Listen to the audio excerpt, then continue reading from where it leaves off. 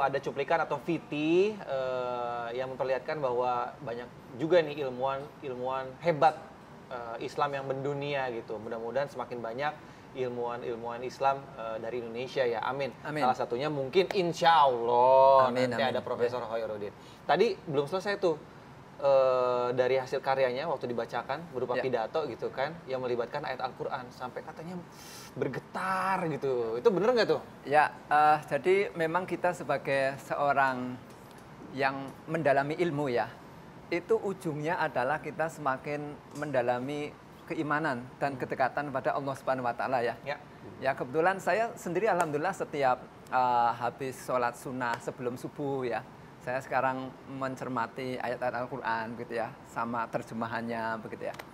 Nah, sampai pada waktu akan pengukuhan guru besar gitu ya, saya menemukan satu ayat gitu ya.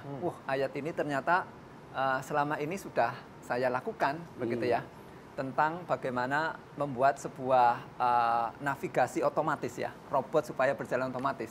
Ternyata itu kecil sekali bagi Allah ya.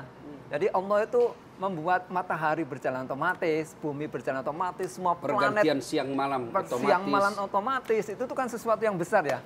Jadi ternyata apa yang kita lakukan di dalam keilmuan kita itu nggak ada apa-apanya dengan Allah Subhanahu wa taala ya.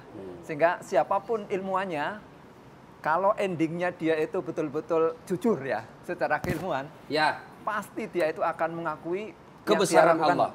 Itu tidak apa-apanya dan Allah Subhanahu wa taala sangat besar sekali. Dan salah satu ilmuwan yang gagal adalah mereka yang memperoleh ilmu lalu dia sombong. Betul. Karena sombong itu pintu masuk ilmu, itu pintu masuknya kesombongan. Iya. Kata Nabi ada 4 sumber datangnya sombong. Satu diantaranya ilmu. Jadi kalau ada orang guru besar makin sombong, nganggap remeh orang, itu gagal dia peroleh ilmu.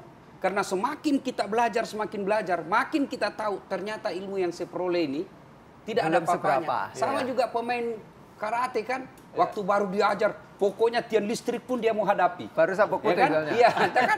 Salam dari Binjai. Ya, salam dari Binjai. Itu kan. Nah, semakin banyak ilmunya, dia semakin tawadu. Itulah yang leluhur kita dulu mengajarkan, punya ilmu padi. Ilmu padi itu kan sebelum ada isinya patantam patenten, berjulang. Makin lama makin terisi, makin menunduk. Itulah Allah sebabkan, Allah jelaskan dalam Al-Quran, wa ma utitu minal illa qalila. Saya tidak kasih kau ilmu dasar kecuali sangat sedikit. Lalu apa yang kau sombongkan? Ada orang prof, sudah banyak betul gelarnya. Bertumpuk-tumpuk gelarnya jadi dosen. Begitu dia sudah mau pensiun, mulai sedikit-sedikit pikun. Diprotes sama istrinya. Dan stroke nanti. Ya, Pak, kata istrinya, biasanya kalau kau mau pergi mengajar, kau cium-cium jidatku. Ini sudah hampir 1 minggu, kau tidak pernah cium saya. Kata suaminya, berarti siapa saya cium selama ini? Loh, lupa. Ternyata pembantunya dia cium. Apa kau mau sombong dengan ilmumu yang banyak gelar itu? Kau tidak bisa bedakan mana istrimu, mana pembantu. Jangan juga modus, bos. Teman-teman sudah dengar ini besok. Saya kira mamamu nak. Prof, mau tanya juga nih, Prof. Boleh. Nah, siapa yang berperan besar di balik kesuksesan profesor ini bisa sampai support dari siapa ini? Ya, jadi yang pertama jelas adalah ibu ya, orang tua kita. Jadi saya itu setiap kali akan ujian semesteran atau dulu waktu STM kan saya juga 2 jam dari rumah ya. Itu yang saya lakukan adalah pada hari Ahadnya, setelah saya numpuk buku-buku yang akan saya pelajari untuk ujian itu, saya telepon ke ibu ya, waktu itu masih lewat tetangga karena belum ada HP ya. Saya titip pesan aja ke tetangga itu, minta tolong sampaikan ke ibu bahwa saya akan ujian akhir semester biasanya begitu ya. Sampai waktu saya S3 di Malaysia juga, itu ketika saya akan ujian disertasi, itu juga saya sungkem sama orang tua lewat telepon ya. Saya besok mau ujian, mohon doanya. Nah, jadi ibu itu luar biasa, mohon maaf ya, sudah memberikan kita luar biasa banyaknya.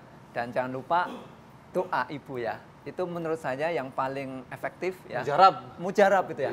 Dan saya rasakan sekali. Jadi setelah ibu saya meninggal gitu ya, saya minta doanya sama siapa begitu ya. Itu saya rasakan sekali. Ya. Tuh gimana Pak Ustadz? Saya juga punya pengalaman. Waktu ujian disertasi. S3. Ya. Jadi orang ketika masuk ruang ujian di situ, Betul. itu bisa sampai 3 jam ujiannya. Sebelum saya ujian, malam hari saya telepon ibu saya di kampung. Versi Bugis, karena ibu saya tidak tahu bahasa Indonesia. Doakan saya besok, mulai dari jam 9 sampai jam 11. Karena prediksi saya pasti 3 jam. 3 jam. Kata ibu saya, doa macam apa itu panjang betul, mana saya bisa, ya kan? Bagaimana caranya? Makan sudah rutin sholat duha. Sholat duha lah setiap sujud, doakan saya dimudahkan ujian saya.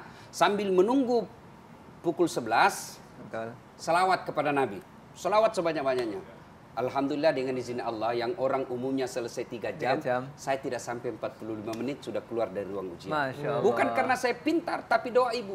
Doa ibu. Ya, itulah Iwan Fals katakan, ribuan kilo Asik. jalan yang kau tempuh, lewati rintang untuk aku anakmu. Ibuku sayang masih terus berlangkah, walau tapak kaki penuh darah, penuh nanah. Wah, luar biasa kan? Tidak usah lanjut bos, karena saya bukan penyanyi. Iya betul. Saya tadi udah mau berhentiin dari tadi, cuman nggak enak sama Pak Ustadz. Pelan-pelan juga. Tadi itu gimana? Jadi doa ibu. Jadi doa ibu. Kalau ibu udah nggak ada gimana Pak Ustadz? Ada kan doa tadi saudaranya ibu kita, Betul. suami, bapak kita maksudnya. Ya. Dan ada pengganti ibu di rumah, istri. Maka setelah ibu, maka doa yang kita harus harapkan juga dari istri. Istri yang soleha. Jadi begitu bos. Jadi Pak Ustadz merasa nyaman kalau lagi di luar rumah karena ada istri. Ada istri. Tapi kayaknya istri tidak merasa nyaman kalau Pak Ustadz ada di luar rumah. pelan-pelan juga.